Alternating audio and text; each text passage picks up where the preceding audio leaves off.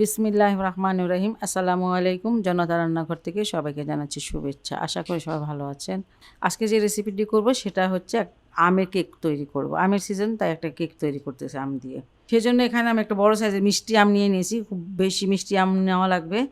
আর এটার পিউরি আমি বের করে নিব। সুজি দিয়ে তৈরি করব, তাই সুজি নিয়েছি 1.5 কাপ। এখানে 1 কাপ আর এখানে আধা কাপ। এই 1.5 কাপ সুজিকে আমি ব্লেন্ড করে একটু মিহি করে নিব। তারপর দেখাবো কি করতেছি। এই যে আমের পিউরিটা হয়েছে 1/3 কাপ। এখানে চিনি দিব আধা কাপ। চিনি আর আমটাকে একসাথে মিশিয়ে নিব। এখানে আমি পিসা চিনিটার জন্য বাটা চিনিটা সেটা দিয়েছি।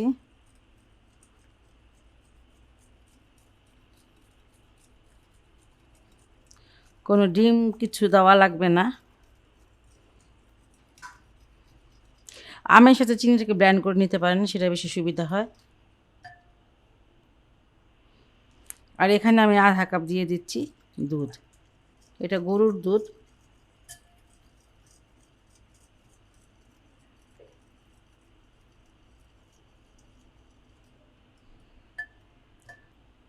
আর সুজিটা এখন অল্প অল্প করে দিয়ে দিব।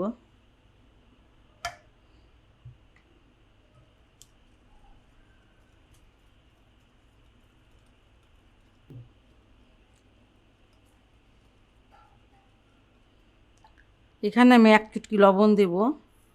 আপনারা লবণটা যদি না দিতে চান তাহলে দিয়েন না। আর এখানে আধা কাপ দিয়ে দিব তেল।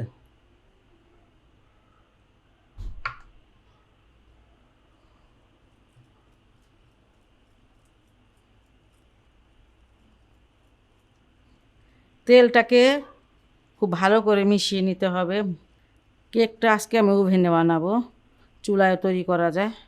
বাস একটা মিশিয়ে নিয়েছি। এটা আমি প্রায় 20 মিনিটের জন্য রেস্টে রেখে দেব, কারণ সুজিটা পরে ফুলে যায়, তো এই জন্য। ব্যাটারটা রেস্টে থাকুক, আর এই ফাঁকে আমি মোলটাকে রেডি করে নিচ্ছি। এখানে দিয়ে দিচ্ছি কিছুটা তেলটা ব্রাশ করে নিচ্ছি। বাটার পেপার থাকলেও সমস্যা নাই, আর বাটার পেপার যদি না থাকে তাহলে এইভাবে করে নিতে পারেন, এটা তো খুব ভালো হয়।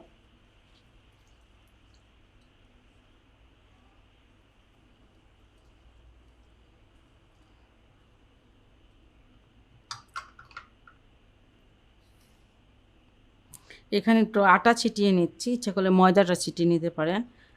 আটা নিতেছি আমি। চারিদিকে আটাটা লাগিয়ে নিতে হবে এইভাবে।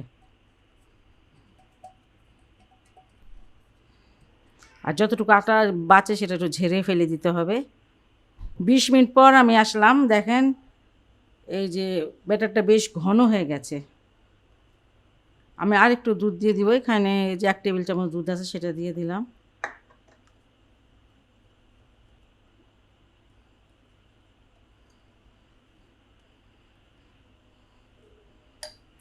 এখানে আমি বেকিং পাউডার দিয়ে দিব। বেকিং সোডা না, একটু বেশি লাগে এখানে। এই যে 1 চামচ দিলাম, 1.5 চামচের মতন দিলাম।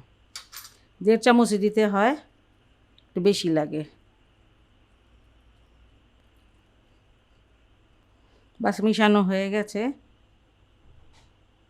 দেখেন এটা থিকনেসটা এমন হবে।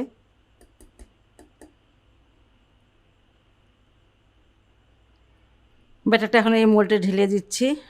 একটু উপর থেকে ঢালতে হবে। এটা আপনারা অবশ্যই চুলায় করতে পারেন। চুলায় করলে 10 মিনিট আগে যেই পাত্রে মানে যেটা নিচে দিবেন যে পাত্রটা, সেটা 10 মিনিট প্রিহিট করে নেবেন। তারপরে একটা স্ট্যান্ড বসিয়ে এটাকে 35 থেকে 40 মিনিটের জন্য রেখে দিবেন এই কেকটা বানানোর জন্য। একটু সাজিয়ে দিই কেকটাকে। একটু আমের টুকরোগুলো দিয়ে দিচ্ছি। মনে হয় হয়তো বা দেখতে একটু ভালো লাগতে পারে, জানি না আমি ঠিক।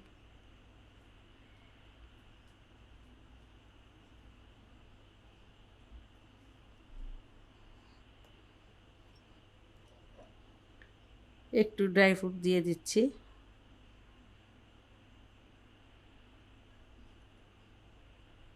একশো 80 ডিগ্রি সেলসিয়াসে আমি 10 মিনিট প্রিহিট করতে দিয়েছি ওভেনটাকে।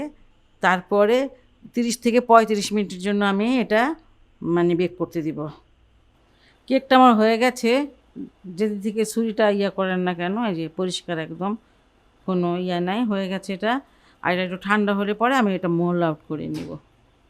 খুবই সহজ এবং খুবই মজাদার একটি রেসিপি। আর আম তো এখন একদম ভরপুর সিজন, আপনারা আমের এই কেকটি বানিয়ে সবাইকে নিয়ে খুব মজা করে খেতে পারেন। আর যদি ভালো লাগে আমার এই রেসিপিটি আপনাদের কাছে, তাহলে আমার চ্যানেলকে অবশ্যই লাইক, কমেন্টস এবং সাবস্ক্রাইব করুন। সবাই ভালো থাকুন, সুস্থ থাকুন, নিরাপদে থাকুন, এই দোয়া করি। আল্লাহ হাফেজ।